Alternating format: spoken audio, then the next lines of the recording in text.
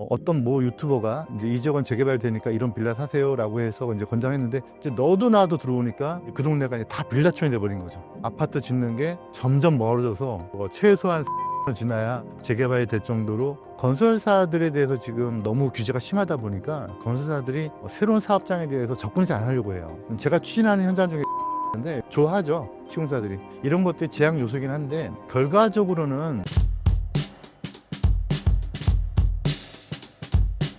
저는 재개발 쪽에 오래 일을 해왔고요. 주로 하는 일은 이제 그동안 중개사님들 또는 투자자들이 중개할 때 특히 재개발 쪽에서 어떤 부족한 점이나 또는 중개사고 예방하기 위한 교육을 2003년도부터 해왔어요. 되게 오래 했고, 그리고 지금 원래 하는 일은 재개발이 진행이 되려면 동의서를 거둬야 되거든요. 그럼 이제 현장에 주민들을 만나서 동의서를 걷고 그 동의서를 이제 구청에 제출하고 하는 일을 정비업체라고 불러요. 정비업체 쪽에서 일을 하고 있습니다. 재개발 투자 전에 반드시 확인해야 할 것은 무엇인가요? 재개발하면은 국어적으로 그냥 재개발이 있을 수 있고 좀 더 디테일하게 재개발이 있는데 그냥 통상적으로 일반인들은 이제 재개발이라고 부르지만 상당히 되게 세분화돼 있어요. 그래서 제가 비유를 드리는 게 어떤 트럼프 카드를 들고 포커 칠 수도 있고 또는 훌라를 할 수도 있고 그렇듯이 재개발도 룰이 다 다르거든요. 모양은 비슷한데 그래서 재개발이라고 하는 게 상당히 많이 나눠져 있어서 요즘에 예를 들면 신속통합계획 재개발도 있고요. 모아타운도 있고 역세권을 하고 있는 역세권 활성화 역세권 장기전세, 역세권 소규모 재개발, 가로채 정비 사업 이런 것들 전부 다 통칭해서 재개발이라고 부르는데 투자하실 때 유의하셔야 될 거는 이제 이런 각각에 대해서 좀 메커니즘이나 어떤 속성을 이해하시고 투자하시는 게 좋겠죠.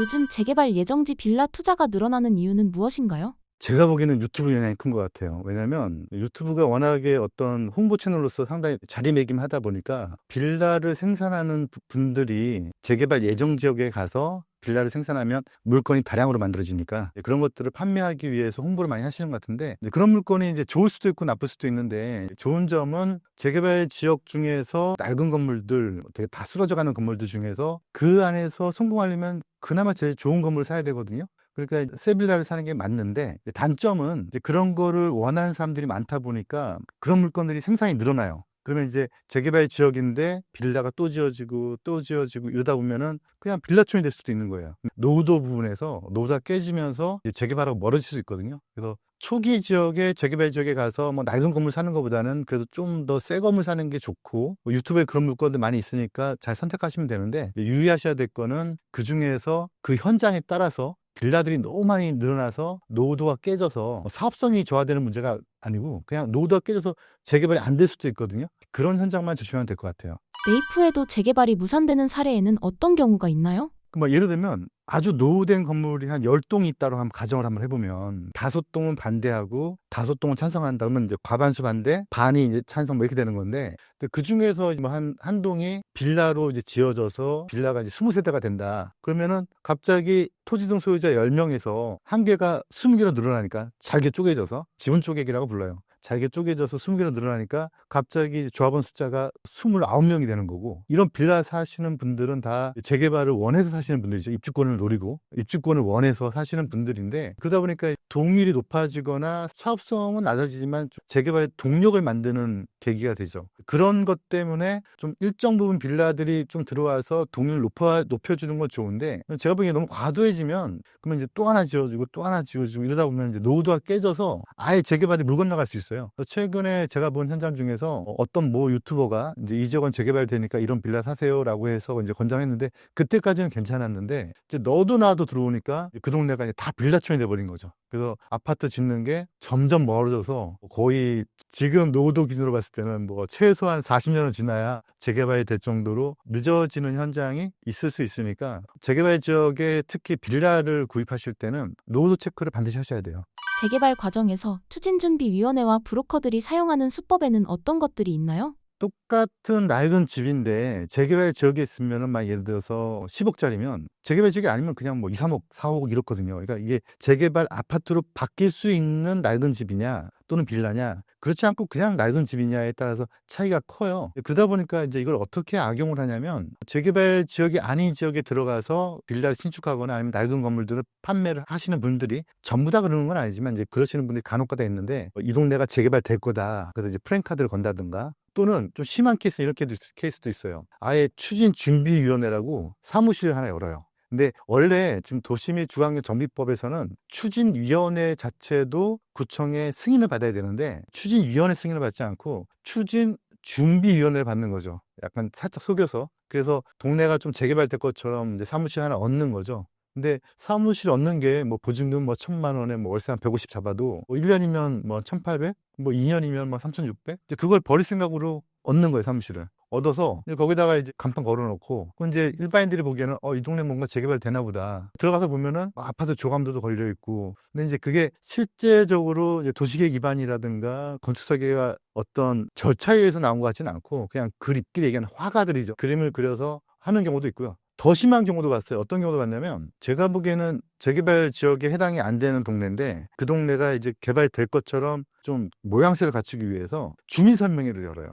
그래서 주민들은 막 모아놓고 저도 이제 주민설명회를 많이 열거든요. 동의서를 거둘 때. 근데 저 같은 경우는 원주민이나 토지소 소유자 아니면은 입장을 안 시켜요. 외부 사람들 입장 안 시키는데 어떤 용산의 어떤 모 현장 같은 경우는 아무나 입장시켜서 사람들이 많이 있는 것처럼 보이게 하고 심지어는 추첨 통해서 금 한돈을 줬어요. 줘가지고 사람들이 많이 있게끔 한 다음에 주민설명회를 열어서 이제 그 안에 있는 빌라 쪼개기 한 거를 팔거나 이렇게 하는 거죠. 그런 거 다 팔고 나니까 또 사라졌어요. 이런 게 이제 보통 화가들의 수법인데 그런 것들만 주의하시면 그러면은 재개발 투자는 충분히 아파트를 받기 위한 방법 중에서 상당히 메리트 있는 사업인 건 맞거든요. 메리트 있는 사업인데도 불구하고 그게 너무 매력적이니까 부작용이 생겨나는 걸로 보셔야 될 것 같고요. 그럼 부작용만 조심하신다고 하면 재개발 투자는 아마 아파트를 받는 청약 통장 말고 아파트를 받는 좋은 방법이 되실 거예요. 성공적으로 진행된 재개발 사례와 앞으로 유망한 물건은 어떻게 찾을 수 있을까요? 이게 어떤 분들이 저한테 자주 물어보는 질문 중에서 재개발은 지금 시작하면 언제쯤 입주하나요? 평균 몇 년입니까? 이런 질문들을 많이 하시는데 과거 뭐 정치적인 얘기가 아니고 어떤 정치인들은 재개발을 좀 거부하는 정치인도 있을 수 있고 어떤 서울시장은 또 원하는 사람도 있을 수 있는데 과거 지금 시장 말고 그전 이제 박원순 서울시장 때 재개발을 아예 그냥 타이트하게 막았었어요. 그러다 보니까 전반적으로 좀 늦어졌죠. 그래서 평균이 늦어져 버렸는데 그런데 이번 오세훈 시장은 오세훈 2.0이라고 보통 부르죠. 오세훈 시장 쪽에서는 엊그저께 발표도 했지만 신속통합기획부터 시작해서 절차를 많이 되게 간소화시켜주고 있는 것 같아요. 그래서 지금은 아마 속도가 좀 빠르지 않을까. 근데 어떻게 봐야 되냐면 제일 중요한 거는 그 지역에 맞는 어떤 재개발이 가능하냐. 아까 초반에 말씀드렸던 재개발의 종류가 상당히 많은데 뭐 예를 들면 일반적인 재개발이라고 부르는 그냥 보통 주택 재개발이 있고 그 다음에 역세권 위주로 하는 역세권 활성화 사업도 있고요. 역세권 장기전세 사업도 있고 역세권 소규모 재개발, 가로주택 정비사업, 신속통합기획 재개발, 모아타운 종류가 많거든요. 그런 여러 가지 방식마다 대상지 선정 기준이 달라요. 어떤 거는 전철역에서 몇 미터 안에 있어야 되고 뭐 간선도로를 껴야 되고 그런 기준이 다르니까 그 개발 사업별로 어떤 대상지 요건을 맞춰야 되는지를 보신 다음에 그런 다음에 이제 현장을 다니시면은 이 지역은 이런 요건에 맞으니까 역세권 활성화가 되겠구나. 이런 지역은 역세권 장기 전세가 안 되는데 저 사람들이 화가들이구나. 이런 지역은 좀 투자하면 안 되겠다. 이런 판단을 본인 스스로가 하셔야 돼요. 현 정부의 대출 규제와 건설사 제한이 재개발 사업에 어떤 영향을 미칠까요? 상당히 규제가 큰 것 같고요. 그리고 제가 느끼는 느낌은 이제 중앙정부하고 지방정부하고의 약간 좀 스탠스가 다른 것 같은 느낌이 좀 드는데 어찌됐건 간에 주택 공급을 해야 되는 시기적 뭐 어떤 그 필요성이 있는 것 같아요. 근데 대한민국의 주택을 공급하는 방법이 크게 보면 이제 신도시 개발, 택지 개발이 있고 이제 아니면 이제 구도심을 개발하는 원래 사람들이 살고 있는 낡은 동네를 개발하는 구도심 개발이 이쪽이 재개발인데 구도심 개발을 하려면 이제 이주도 보내야 되고 이제 그러면 이제 이주비도 줘야 되고 이제 대출이죠. 근데 이제 이거를 이번에 대책에서 대출을 좀 조인다는 얘기도 있었고 하다 보니까 이게 좀 쉽지 않아지는 상황도 있는 것 같고요. 그다음에 또 하나가 건설사들에 대해서 지금 너무 규제가 심하다 보니까 건설사들이 새로운 사업장에 대해서 접근하지 않으려고 해요. 제가 추진하는 현장 중에 용산이 있는데 용산 같은 경우는 좋아하죠. 시공사들이. 그렇지 않은 지역들은 좀 구역이 크거나 그러지 않으면 시공사가 좀 꺼리는 게 좀 많이 있어요. 왜냐면 공사비도 많이 올라서 수지타산이 잘 안 맞는 거죠.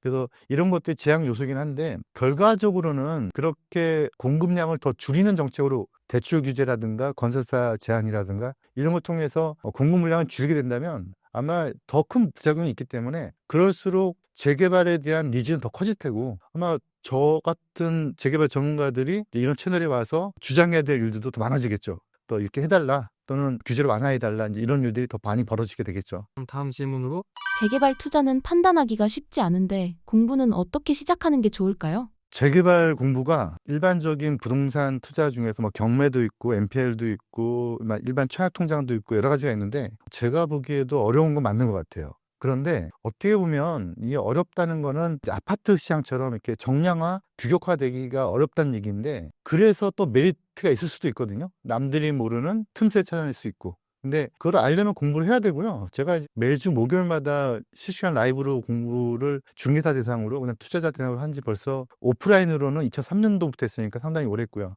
온라인으로 전향해서 이제 하기 시작한 지는 한 5년 됐는데 근데 어떤 분이 이제 유튜브에서 그런 말씀 하시더라고요. 재개발 투자 몰라도 된다. 그래서 충분히 성공한다. 근데 물론 맞는 말이기도 해요. 성공할 수도 있어요. 근데 그건 제가 보기엔 얻어 걸린 거고요. 그래도 알고 투자하는 게 맞고요. 조금 어렵겠지만 법령부터 그다음에 되도록이면 유튜브에 있는 어떤 판매용 정보들에 낚이지 마시고 스스로 공부하는 방법을 찾는 게 맞겠죠. 이번 부동산 정책이 실효성이 없다는 분석이 나오는데 실제로 그런가요? 이번 대책이 나온 게 뭐 저뿐만 아니고 많은 전문가들이 얘기를 하시는데 문제가 뭐냐면 규제에 대해서는 어떻게 보면 일관성 있게 주장을 하고 있는 것 같은데 공급에 대해서는 방법을 제시하지 못하고 있는 것 같아요. 우리가 보통 재개발 좀 근무하신 분들은 이제 신속통합기획 재개발을 알거든요. 신속통합기획에 대해서 그 어떤 모태적인 기반의 흐름을 잡아놓은 게 사실 박원순 서울시장이에요. 박원순 서울시장이 그 당시에 패스트트랙을 만들어서 좀 재개발을 좀 더 빨리 가게 해주는 이제 그런 제도적 장치를 만들면서 문제가 뭐였냐면 그렇게 만들어 놓고 그걸 이제 공공 주도용으로 간 거예요. 공공이 이제 공급을 하겠다는 거죠. 근데 사실 재개발 지역의 땅들은 다 민간이 가지고 있는 땅들인데 그거를 이제 공공이 주도하겠다는 건데 근데 이거를 이제 오세훈 씨가 와서 오세훈 서울시장이 되면서 2.0 시대가 되면서 패스트트랙을 유지하면서 그걸 민간 주도형의 공공 지원형으로 바꿨거든요. 민간이 주도적으로 해라. 대신에 서울시는 좀 지원을 좀 세게 해줄게. 이렇게 되면서 신속통합계획이 상당히 큰 인기가 있었고 지금 많은 지역이 지정이 됐는데 근데 이번 대책이 나오면서 또다시 또 공공주도 얘기가 나와요. 이게 개인 땅들이 많은 곳을 특히나 서울시 같은 경우는 되게 땅들의 값어치가 높은 땅들인데 이제 이런 땅들의 소유자들의 의견을 듣지 않고 공공이 주도하게 간다고 하면은 제가 보기에는 이거는 그냥 공급을 포기하는 걸로 보여져서 그런 기조가 그런 스탠스가 한 1, 2년 유지된다고 한다면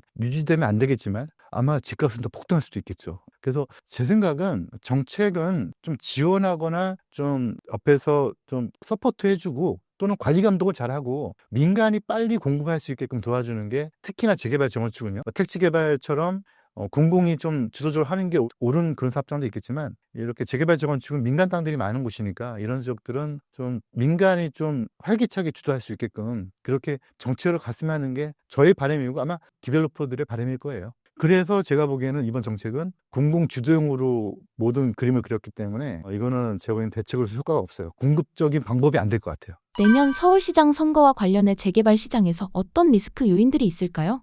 이런 경험이 한 번 있었죠. 저는 이제 정치색을 얘기하려는 건 아니고 저는 이제 디벨로퍼 입장에서 개발이 되고 그래야 저도 어떤 수익 구조가 만들어지는 사람인데 근데 이제 개발이 안 되면은 저희는 이제 업무가 없어지는 건데 근데 예전에 이제 오세훈 1.0 시절에 갑자기 뭐 급식 그런 걸로 이제 한번 물러나고 박원순 서울시장이 되면서 재개발 재건축 시장이 거의 멈췄었거든요. 근데 그런 일이 또 벌어질 수 있을 것 같아요, 아마. 근데 내년에 또 선거가 어떻게 될지 모르니까. 근데 한 가지 확실한 거는 아마 그래도 전반적으로 재개발 재건축은 해야 된다는 거에 대해서는 다들 동의하시는 것 같아요. 여나 야 전부 다. 방법론적인 차이인데 이 방법론에서 이제 어떤 게 옳으냐는 현실성이 있느냐는 따져봐야 되겠지만 아마 이런 생각은 있어요. 저도 만약에 예를 들어서 이제 시장이 바뀐다거나 하면 기존에 추진됐던 것들이 좀 멈칫할 수 있겠죠. 그런데 멈칫해도 아마 브랜드가 바뀌지. 그러니까 예를 들어서 신속통합기획, 모아타운 이게 오세훈 시장의 브랜드거든요. 옛날 뉴타운이 이명박 전 대통령의 브랜드였듯이 그런 식으로 브랜드가 바뀔 수는 있지만 사업은 진행되지 않을까라는 게 저의 추측이에요. 왜냐면 워낙에 그만큼 재개발 재건축에 대한 니즈, 필요성이 급박한 시절이 왔기 때문에. 현재 진행 중인 재개발 사업은 어떤 5가지 유형으로 나뉘나요? 보통 이제 우리가 흔히 얘기하는 이제 재개발이 아주 크게는 뭐 재개발 재건축으로 나눠지는데 재건축은 보통 아파트를 많이 새롭게 바꾸는 게 재건축이고 물론 옛날에는 단독주택 재건축도 있었어요. 근데 지금 그건 사라졌고요. 지금 이제 공동주택 재건축만 남았고 일반적인 재개발 중에서 이제 또 여러 가지로 나눠지는데, 재개발이 뭐 처음에 이제 기본 계획, 구역 지정, 추진위원회 설립, 조합 설립, 사업 시행인가 쭉 단계가 여러 개를 가는데, 그렇게 가는 것 중에서 좀 빠르게 가게 해줄게. 이제 이걸 이제 신속통합이라고 부르고요. 이거 이제 오세훈 시장이 민선 2기 오면서 만들어진 거고요. 그 다음에 좀 크게 개발하지 말고 좀 작게 개발하는 것들을 여러 개 묶어봐 한번. 이렇게 시작된 게 모아타운이에요. 그리고 이게 결국은 이제 사업성이 좋아야 재개발이 진행이 잘 되고 동의서가 잘 걷어지는데, 사업성이 좋으려면 용적률을 높여줘야 되거든요. 근데 용적률을 높여주려면 그만큼 높여주는 것만큼 뭐 수도, 전기, 공원, 학교, 교통 이런 것들이 다 맞춰줘야 되는데, 그걸 갑자기 맞춰주기는 쉽지 않으니까 그런 인프라가 어느 정도 갖춰진 데들을 먼저 재개발하는 거를 도와줄 수밖에 없겠죠. 그래서 지금 서울시 정책이 역사 위주로, 그러니까 여기 있는 곳, 왜냐면 인프라가 갖춰져 있을 테니까. 보통 이제 여기 또 두 가지로 나눠지는데, 지금 기존 역, 그 다음에 여기 만들어질 예정역 포함해서 그런 역 주변에만 또 개발이 가능한 사업들을 또 몇 가지 나눠놨어요. 그런 사업장들이 보통은 이제 사업성이 좋아지겠죠. 왜냐면 용적률이 높아질 테니까. 그런 사업장 중에서 역에 250m, 500m 안쪽에 있는 지역들을 용적률을 높여주고, 대신에 임대 아파트를 좀 서울시가 공공성 확보 차원에서 가져갈 수 있는 역세권 장기 전세 사업, 그 다음에 역세권 활성화 사업, 그 다음에 좀 구역이 좀 작더라도 좀 알차게 높일 수 있는 역세권 소규모 재개발 사업. 그리고 이제 이게 올해부터 나온 사업인데요. 이제 복합사업, 도심복합사업이라는 게 생겼어요. 근데 이제 이게 약간 정치 색깔이 좀 다른 느낌이 있어서 좀 오세훈 씨가 좀 주도적으로 밀고 있는 것 같지는 않긴 한데, 민간복합사업이라는 게 나왔거든요. 근데 이 사업장이 아직 서울시 조례가 나오지 않아서 대상지가 어떻게 될지 모르겠는데, 이 사업도 앞으로 눈여겨봐야 될 재개발 사업이죠. 최근 재개발과 관련해 주목할 만한 법령 변화가 있다면 무엇이 있을까요? 지금 여야가 거의 동일하게 주장하는 거는 재개발 재건축 활성화이고요. 근데 이걸 민간 주도냐 아니면 공공 주도냐는 약간 좀 차이가 있지만, 그거 말고 또 어떤 기조가 보이냐면, 지금 동의율, 그러니까 예를 들면 소규모 정비 사업 같은 경우에 동의율이 80%였는데 내년 2월 달부터 이제 75% 떨어져요. 그리고 소규모 재건축 같은 경우는 이제 70% 떨어지는데, 이렇게 동률이 좀 약간 완화되고 있어요. 근데 이런 거는 좀 도와주겠다는 거죠. 그래서 아마 이런 기조는, 재개발 재건축을 활성화시켜준 이런 기조는 좀 한동안 유지되지 않을까. 또 하나가 전부 다는 아니고, 아까 말씀드렸던 역세권 위주의 사업장들 위주로 우선은 그렇게 되고 있는데, 용적률 혜택을 상당히 많이 주고 있어요. 그래서 옛날에는 사업을 하려면 어느 정도 조합원 분담금이 좀 줄어들어야 조합원들이 동의서를 써주는데, 근데 사업성이 안 나와서, 공사비 회사가 높아지니까 사업성이 안 나와서 동의서 걷기가 좀 어려운 현장들이 많이 있었는데, 요즘은 이제 그런 현장들이 용적률이 많이 높여주니까 공사비가 증가된 것보다도 더 높아지니까 사업성이 좋아진 거예요. 그래서 동의율이 좀 잘 나오게끔 도와주는 게 중앙정부, 지방정부 공통된 기조 같아요. 재개발 시장에서 새롭게 주목할 수 있는 틈새 시장은 어디일까요? 틈새 시장인데, 또 거꾸로 얘기하면 이게 또 틈새 악재일 수도 있어요. 근데 뭐가 있냐면, 이제 우리끼리 부르는 이제 물딱지라고 보통 부르는데, 이제 전문 용어로 이제 권리산정 기준일 이후 물건이 될 수도 있고요. 또는 뭐 투기과해지구에서의 5년 재당첨 금지 규정, 그다음에 또 다물권자 규정, 다물권 세대 규정, 뭐 이런 물딱지 규정들이 여러 가지가 있는데, 그런 규정들이 좀 복잡하게 법률이 얽히면서 또 투기 세력이 들어올수록 그 투기 세력을 막기 위해서 자꾸 이런 물건을 하지 마, 이런 물건은 사면은 이건 물딱지야, 이런 게 많이 생기면서 이게 약간 틈새 악재가 돼 버렸어요. 그래서 한남 3구역이 작년인가 아마 가이첨을 했는데, 그런 물딱지가 생각보다 아마 상당히 많이 나왔거든요. 거의 전체 조합원 숫자의 한 5% 정도? 근데 이제 그건 악재인데, 반대 현상이 있어요. 뭐냐면, 너무 이제 그런 규정이 복잡하다 보니까 이거는 아파트 못 받는 거 아니야? 이거는 물딱지 아니냐는 물건들이 현장에, 시장에서 싸게 거래되는 경우가 있는데, 공부 잘 하시면 그런 물건 중에서 거꾸로 아파트 배정에 문제가 없고, 또는 아파트가 또 심지어 또 여러 개 나오는 물건들도 있을 수 있어요.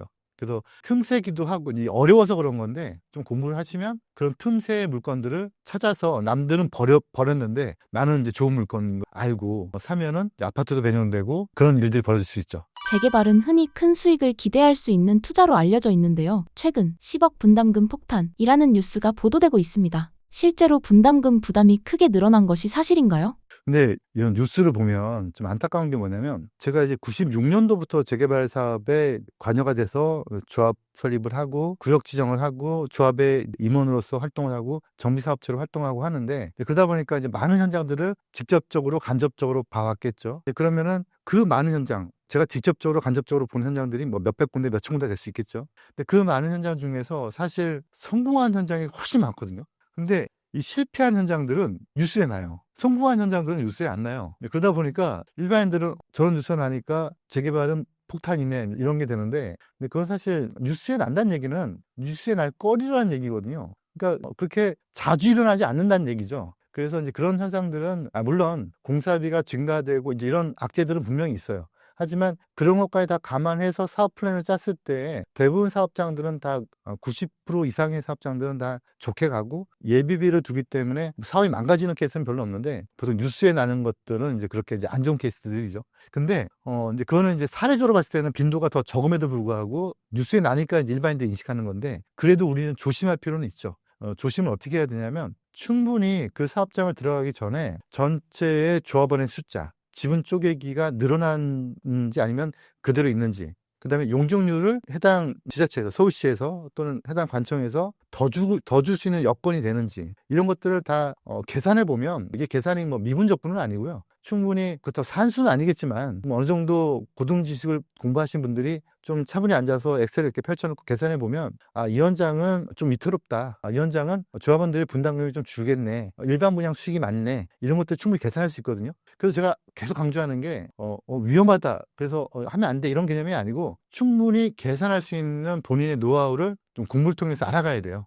재개발 투자에서 매력적인 도시별 지역이나 급지는 어디인지 알 수 있을까요? 제가 아주 예전에 지금으로부터 한 10년 전, 15년 전? 네. 그때 당시 이제 모 경제 신문사랑 책을 하나 냈었는데, 이제 그 책이, 잘 팔렸었어요. 그 당시에. 그 책 제목이 뭐였냐면, 한강변 역세권 투자 지도요라는 책이었는데, 제가 그때 당시에 그 책을 낸 이유가 뭐냐면, 한강변에 좀 주목을 해라. 그 다음에 역세권을 주목을 해라. 뭐 이런 내용이었는데, 이런 얘기들이 사실 뭐, 돈 있으면 빵 사 먹으라는 얘기죠. 네. 뻔한 얘기인데, 근데 저는 이 말이 지금도 유효하다고 봐요. 근데 그때 당시에 지금부터 한 15년 전에도 한강변에 주목을 하고 역세권에 주목하라고 얘기를 하면 많은 분들이 비싸잖아요 라고 얘기를 했었거든요. 근데 지금도 똑같이 얘기하면 똑같이 그 얘기를 하세요. 근데 제 눈에는 아직도 더 갈 가능성이 높다고 보거든요. 그래서 뭐 어떤 지역이 좋다, 어떤 지역이 나쁘다라고 얘기하기는 좀 그거는 이제 지역 혐오가 될 수도 있으니까 그것까지는 모르겠지만 재개발 재건축은 아직도 충분히 알려지지 않은 지역들이 상당히 많아요. 제가 최근에 이런 지역이 좀 재개발됐으면 좋겠다. 그런데 왜 이런 지역들이 유튜브나 서울시의 어떤 개발 계획이나 이런 데 없고 왜 숨어져 있지? 라는 지역들을 지금 현행 요건에 맞게 이렇게 검토를 해봤더니 오래 하지도 않았어요. 한 보름 했는데 한 서울시 내 역주변에 아직 알려지지 않은 개발 가능성이 높은 지역이 한 8, 90군데가 나오더라고요. 그만큼 많다는 거죠. 그만큼 숨은 지역이 많고요. 계속 노후화가 되어가고 있고요. 그래서 저는 아직도 좋은 지역이 많이 있으니까 되도록이면 좀 충분히 용기 내시고 한강변에 또는 역세권에 집중해서 분석해 보시면 아마 서울에 청약 통장 없이도 내 집 마련할 수 있는 아마 좋은 기회가 되실 거예요.